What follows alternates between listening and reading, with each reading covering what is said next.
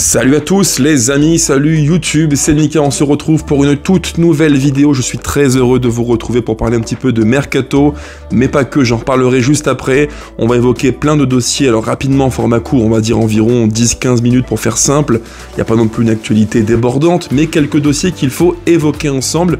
Les potentiels départs, quelques noms qui depuis 2-3 jours ressortent fréquemment dans la presse, parmi lesquels Ryan Cherki, Benrahma, notamment, pour ne citer que, aussi Nemanja Matic, qui pourrait peut-être intéresser les sirènes de com en Serie A. Le contact serait apparemment établi entre l'entourage de Nemanja Matic et le club italien. On évoquera aussi les potentielles arrivées. Alors l'arrivée quasiment sûre, c'est Hugo Guillemets qui l'annonce, de Thiago Almada, le meneur argentin de Botafogo. Une super arrivée pour l'OL, très positive, un profil vraiment intéressant. On évoquera aussi le dossier très chaud dont tout le monde parle beaucoup dans la constellation Eagle, le dossier Luis Enrique, va-t-il venir ou non à l'OL? J'ai un point de vue qui est très clair sur le sujet, je l'ai dit plusieurs fois en vidéo, je le maintiens et ça prend forme. Je pense qu'on se dirige vers ce que j'imaginais, j'en parlerai après en détail. Et puis troisième sujet qui est très important, qui dit constellation multiclubiste Eagle, dit forcément qu'il faut regarder avec attention ce qu'il se passe actuellement à Crystal Palace. On a fait une vidéo il y a quelques jours sur la question, j'ai fait un petit point assez complet je pense sur les clés du dossier. Et aujourd'hui, on est donc mercredi 8 janvier à 18h44, on apprend à l'instant T, c'est une breaking news sur la chaîne, on apprend que Sportsbank va entrer en négociation exclusive. J'en parlerai après en détail. C'est vraiment une actu qui est chaude, très chaude, et qui va peut-être dessiner les futurs contours à la fois de Eagle Foot, sous quelle configuration, mais également par conséquent, on est lié aussi à Eagle, il faut le dire, et le rappeler, l'avenir de l'Olympique lyonnais. Bref, avant de commencer, les gones, n'oubliez pas les pouces, pensez aux commentaires, pensez à activer la cloche pour ne rien rater, et pensez aussi à vous abonner si vraiment vous aimez ce que je fais. Merci beaucoup par avance. Musique habituelle, mais il faut le faire, c'est l'instant promo, je ne suis pas un très bon vendeur, je le concède, mais c'est important pour faire progresser la chaîne. Et d'ailleurs, ce matin, on a passé le cap des 4500 abonnés. C'est vraiment une super nouvelle. Merci beaucoup à tous, les amis. On commence donc par un petit point Mercato, l'actu Mercato de l'OL, les départs potentiels, les rumeurs qui circulent. Et on commence par Saïd Benrahma qui intéresse selon l'équipe le club de Neom qui est en D2 saoudienne. Alors je ne suis pas du tout étonné, j'ai fait dans une vidéo bilan projection récemment, j'ai évoqué le cas de Saïd Benrahma et je suis intimement convaincu qu'avec son salaire, qui est à l'échelle de l'OL très important, il a 29 ans, il aura 30 ans en 2025, je pense qu'il est l'un des candidats propices, portrait type, portrait établi, candidat au départ. Parce qu'en fait, il n'est pas titulaire totalement, il n'est pas non plus totalement remplaçant, il a mi-chemin entre les deux, il a un peu un rôle de joker de luxe, quoi. Sauf qu'à l'OL, dans cette configuration-là, dans ce contexte-là de l'OL qui est tellement compliqué sur le plan économique et financier, avoir sur le banc, en joueur presque 1 bis, un profil comme lui qui coûte très cher, ça pose question. Donc je ne serais pas étonné que les sirènes saoudiennes s'allument pour lui, s'activent d'ici les prochaines heures, prochains jours. La rumeur qu'il envoie à Neom en Arabie Saoudite, pour moi, elle montre bien une chose qu'on n'évoque pas assez, ce sont les liens qui existent, qui sont avérés entre John Textor Eagle, mais également l'Arabie Saoudite. Il y a des liens.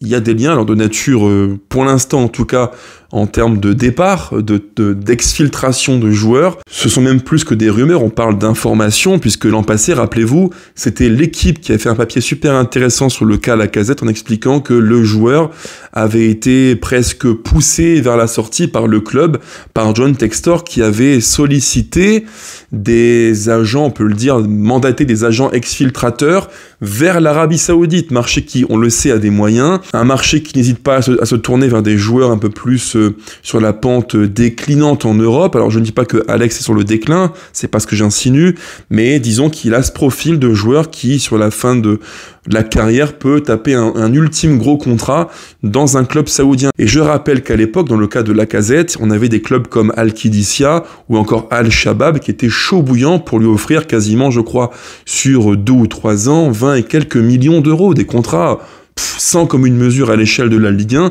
Pour nous, c'est impraticable, mais pour eux, c'est chose facile, routinière. Donc on en est là. Est-ce que Benrahma serait l'un de ceux qui pourrait intéresser l'Arabie Saoudite? Perso, j'y crois. J'y crois. Alors l'article dit que le joueur aurait mis pratiquement un veto au projet de Neom, qui n'est pas pour lui assez emballant, je peux l'entendre. Mais attention, parce que ces rumeurs saoudiennes, je pense qu'on n'a pas fini d'en entendre parler dans le cas de Saïd Benrahma. Dossier suivant, c'est le cas Ryan Cherki. Je l'ai évoqué aussi en vidéo, il y a l'intérêt de l'Atalanta Bergame, très bon club qui est second en Serie A, qui fait une belle saison, récent champion d'Europe en Europa League, bref, un très bon club mené par le Gasperini, très bon club, vraiment très bon club, et il paraîtrait que l'Atalanta et que Gasperini ferait de Ryan Cherki une cible prioritaire. Bon, sportivement, je demande à voir parce que c'est vraiment un style de jeu, l'Atalanta, l'ADA comme on dit en Serie A, qui est un style très particulier, assez intense, beaucoup de courses, de répétitions d'efforts. Est-ce que Ryan peut vraiment correspondre et coller à ce projet de jeu-là? Je m'interroge, je n'ai pas la réponse, j'ai quelques petits doutes sur le plan physique. Mais à voir, en tout cas, le coach Gasperini, qui est bien plus compétent que moi, en fait une priorité. On parle de 25 millions d'euros. Ce qu'a, alors pas démenti totalement Hugo Guillemé dans l'équipe du soir avant-hier, mais il a dit qu'entre l'Atalanta et l'Olympique Lyonnais, qu'il n'y avait pas de contact. Mais il n'a pas dit qu'il n'y avait aucun contact entre le joueur et le club. Il faut être très très prudent et vigilant sur les mots.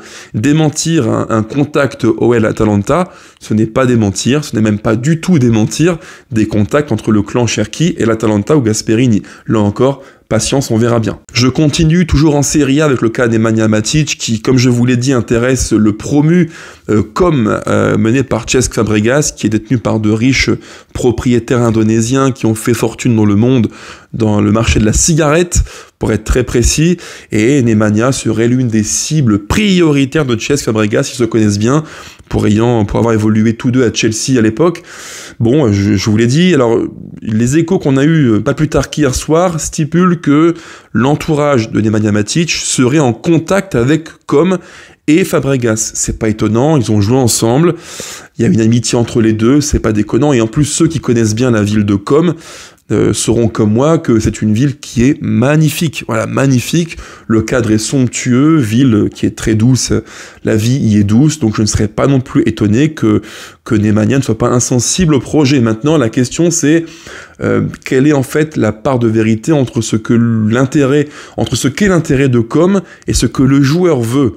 On sait qu'il a clairement dit dans la presse face caméra qu'il voulait gagner avec l'OL l'Europa League.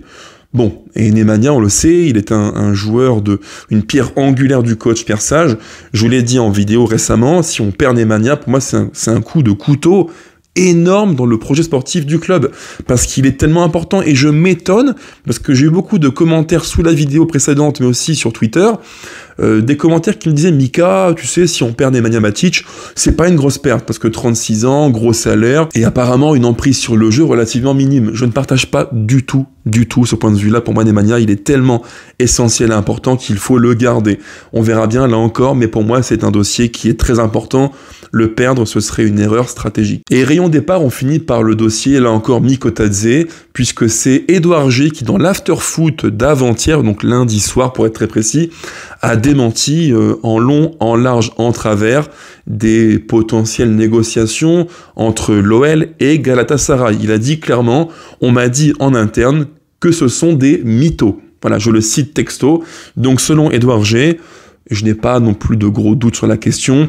Le dossier Mikotadze en Turquie, c'est avant tout, je pense, une affaire d'agents qui ont peut-être envie de se faire un bon deal sur le dos du joueur.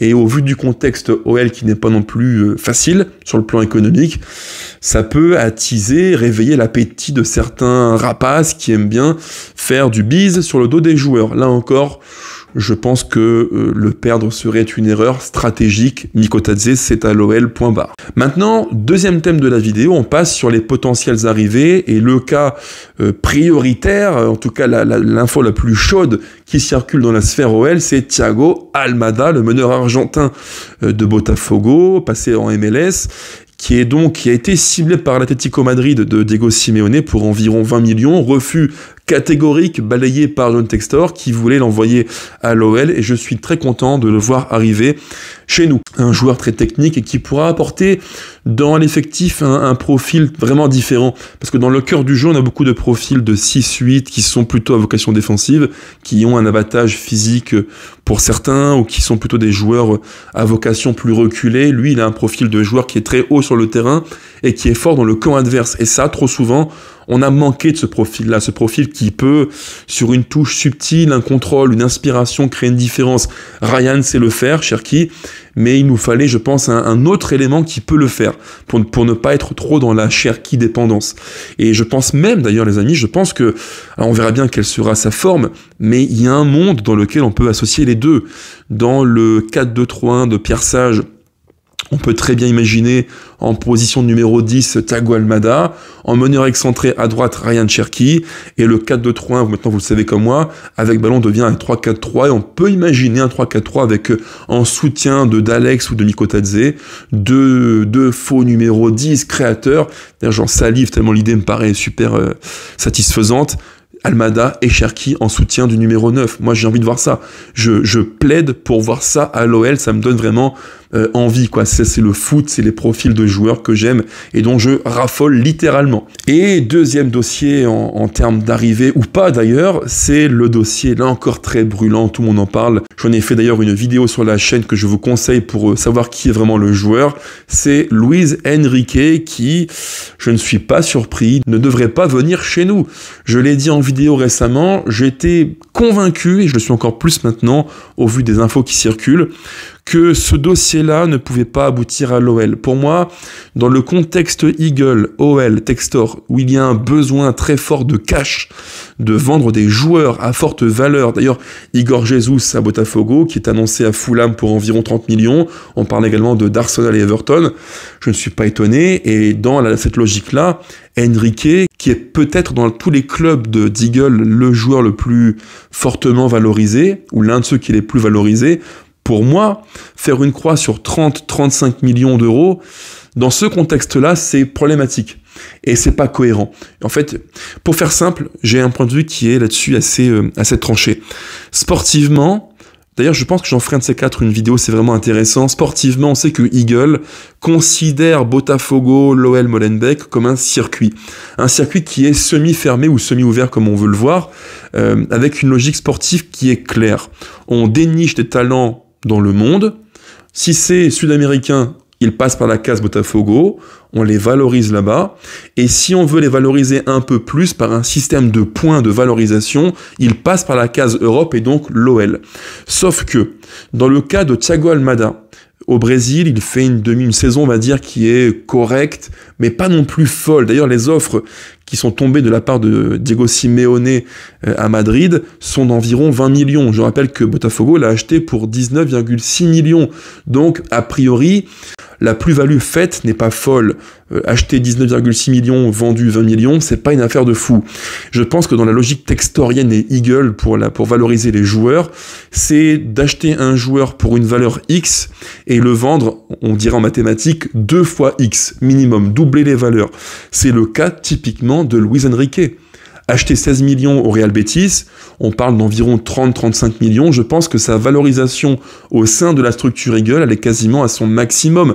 S'il venait à l'OL, pour moi, c'est une prise de risque qui est folle, parce que tu peux le vendre maintenant environ 30-35, on parle de la Fiorentina, qui est à fond sur lui, selon Fabrizio Romano en Italie. Voilà, pour moi, c'est pas déconnant qu'il parte maintenant, parce qu'on a atteint, pour Enrique, une valeur qui est bonne à la revente. Mais dans le cas d'Almada, je pense que sa valeur maximum, sa valeur plafond, comme on dirait en économie, elle n'est pas atteinte. 20 millions, c'est pas assez. Je pense que dans un monde idéal, les 30-35, il peut les atteindre. Et je crois que dans cette logique textorienne, son passage à l'OL s'impose. Maintenant, pour Enrique, c'est un petit peu différent. Il faut du cash pour Eagle, pour Textor et pour l'OL. Et le joueur a atteint une cote qui, peut-être, est amenée à descendre s'il venait jouer à l'OL. Donc pour moi, vente qui est juste logique. Maintenant, la question c'est où Textor, selon la presse britannique, aurait des envies de le vendre en première ligue pour environ, on parle de 60 millions d'euros. J'ai beaucoup de mal à y croire, je vous l'ai dit aussi en vidéo récemment. L'intérêt le plus concret, le plus chaud, c'est la Fiorentina, la Fio, qui proposerait environ 25 millions plus 5 de bonus. Là encore à voir. L'avenir nous dira si oui ou non Enrique jouera à l'OL, j'ai du mal à y croire, en Serie A ou en Première Ligue. Et on finit par le troisième point de la vidéo, le point Crystal Palace. C'est un dossier qui est super important, on le sait, culture maintenant multiclubiste, je ne suis pas un grand fan du multiclubisme, maintenant vous me connaissez les gones, mais il faut faire avec et il faut s'intéresser à ce qui se passe en dehors de l'OL. Et là en l'occurrence, on sait que dans le cas de Crystal Palace, c'est un petit peu, sans mauvaise rime pour le coup, c'est un peu l'impasse. Palace, c'est l'impasse pour Textor. Parce qu'il y est actionnaire principal avec environ 45%, mais à peine 25% des pouvoirs décisionnaires plutôt. Et le schéma est facile à comprendre, il est bloqué. Lui, il veut impérativement un club anglais qu'il contrôle afin d'être le plus, comment dire, séduisant pour les potentiels investisseurs américains sur le New York Stock Exchange, dans l'optique de l'IPO qui se déroulera d'ici quelques mois. Et donc, il veut avoir le contrôle, et pourquoi pas de Crystal Palace. Et là, il a deux choix. Je l'évoquais avant-hier en vidéo. Option 1, c'était l'article pondu par The Athletic. Option 1, il a l'offre des frères Sayed, qui tous deux pourraient racheter sur une offre sèche les parts de Textor pour environ 180 millions d'euros, ce qui aurait pour conséquence d'exclure totalement du game, du jeu, John Textor à Crystal Palace. Mais le hic, c'est que si on exclut Textor de Crystal Palace, forcément, le titre Eagle Group perd en valeur. Parce qu'un club anglais dans une structure multiclub, c'est quand même mieux de l'avoir que de ne pas l'avoir dans la constellation Eagle. Là, si Textor perdait Crystal Palace, forcément le titre Eagle perdrait en valeur. Et en plus, il faut le dire, ceux qui imaginent parfois, qui me disent « Mika, c'est super, s'il vend Palace, l'argent ira à l'OL ». Bah non, parce que d'une part, je rappelle qu'il avait promis Textor en conférence de presse sur OL Play que sur la vente des titres Palace, à peine 40 millions iraient pour l'OL. Donc environ, on va dire, un quart du montant vendu. Et par ailleurs, je rappelle également que dans le prêt contracté par Textor envers Ares Management, qui finançait notamment le rachat de l'OL, les titres Crystal Palace ont été gagés. Ce qui veut dire que si Palace est vendu, l'argent perçu servira avant tout, vous l'avez compris, à rembourser par anticipation ce que Textor doit à Ares Management. Donc, bon, grosso modo, si l'option A se réalise, vente sèche des parts de Palace par Textor aux frères Sayed, l'intérêt pour Eagle et par conséquent pour l'OL, il est quasiment nul. Maintenant, option 2, c'est le breaking news qui tombe aujourd'hui, donc on est le mercredi 8 janvier, communiqué qui tombe de Sportsbank, qui annonce être en négociation exclusive à son tour, c'est assez étrange, avec John Textor pour une participation au sein de Eagle Foot, pour donc être dans la continuité du projet de contrôle, de prise de contrôle de Crystal Palace. Et là, il y a un point qu'il faut impérativement éclaircir. Il y a 2 jours, on apprenait via The Athletic que le fonds d'investissement des frères Sayed était en négociation exclusive avec Textor et Eagle pour acquérir les parts dans Crystal Palace, les 45% que détient John Textor. Et là, on apprend négociation exclusive avec Sportsbank pour une entrée dans le capital d'Eagle Foot. Et là, il y a un point qu'il faut éclaircir, un point d'incompréhension. J'ai eu une très belle discussion avec Olympique Lorenzo, que je salue sur X, Lorenzo qui est toujours très très à l'affût et hyper pertinent sur le sujet économique OL et Eagle. Et je salue aussi Matt Slater et Paul Brown, 2 experts britanniques sur la question, qui ont de top informations sur le sujet. Et on en arrive à la conclusion suivante, c'est que peut-être John Textor, un petit peu comme dans le cas Enrique à Botafogo, peut-être qu'il a encore fait un coup de bluff, peut-être qu'il a, en annonçant via The Athletic une négociation exclusive avec les frères Sayed pour les parts de Palace, une offre sèche de rachat, peut-être que Textor a forcé la main, a forcé Sportsbank à sortir du bois pour se déclarer eux aussi plus qu'intéressés en négociation exclusive, puisque c'est eux qui s'autoproclament en négociation exclusive avec John Textor et Eagle. Ça, c'est intéressant, c'est un peu une partie de poker menteur qui se mène sous nos yeux, sauf qu'il y a un hic que j'ai évoqué là aussi la fois dernière, c'est qu'il y a à Crystal Palace, grosso modo, non pas 1, 2, 3, mais 4 actionnaires qui sont forts et qui sont donc dans la gestion, dans le leadership du club, parmi lesquels Textor, qui a environ 45%, et 3 actionnaires qui sont liés par un pacte d'actionnariat, donc Steve Parish, Blitzer et Harris, et tous les 3 sont dans une forme de co-gouvernance depuis maintenant quelques saisons à Crystal Palace. Et on a appris que Parish ne voulait pas vendre à Textor, ce que visiblement Blitzer et Harris étaient prêts à faire. La question c'est si Sportsbank, qui est l'option que privilégie Textor, si Sportsbank investit dans Eagle pour mener à bien le projet de contrôle, de prise de contrôle de Palace, est-ce que pour autant Parish, Blitzer et Harris veulent vendre à Textor? Ça c'est la question. Et même plus que ça encore, les 3 sont liés, Parish, Blitzer, Harris. Ils ont un pacte d'actionnaires. Ce qui veut donc dire que si Blitzer et Harris, qui veulent vendre leur part, se déclarent vendeurs, à tout moment, Steve Parish peut dire « Ok, mes co-actionnaires veulent vendre » et à tout moment, Steve Parish peut manifester, activer son droit de préemption. Alors qu'est-ce qu'un droit de préemption? C'est un droit prioritaire de rachat des titres grâce au pacte d'actionnaires qu'il a conclu avec Harris et Blitzer. Donc les amis, si je résume, Sportsbank ou les frères Sayed, l'option privilégiée c'est pour Textor, pour Eagle et pour l'OL aussi, le deal avec Sportsbank, qui avantage l'intérêt de Eagle et de l'OL, mais il y a un mais qui est énorme, il faudra aussi convaincre les 3 fameux, Parish, Blitzer et Harris, de vendre une partie de leur titre, voire totalité. Et ça, les gones, ce n'est pas du tout gagné. Bref, un schmilblick qui n'est pas facile à appréhender, mais on sait que John Textor, qui veut lever des fonds sur les marchés financiers américains, a grandement besoin d'avoir un club anglais sous sa main, sous son emprise, sous son contrôle au sein d'Eagle Foot. C'est l'enjeu pour les prochaines semaines du côté de chez Eagle. Sur ce, les amis, j'espère que le contenu vous aura plu. On se retrouve très vite pour du contenu sur la chaîne DNCG Mercato Crystal Palace.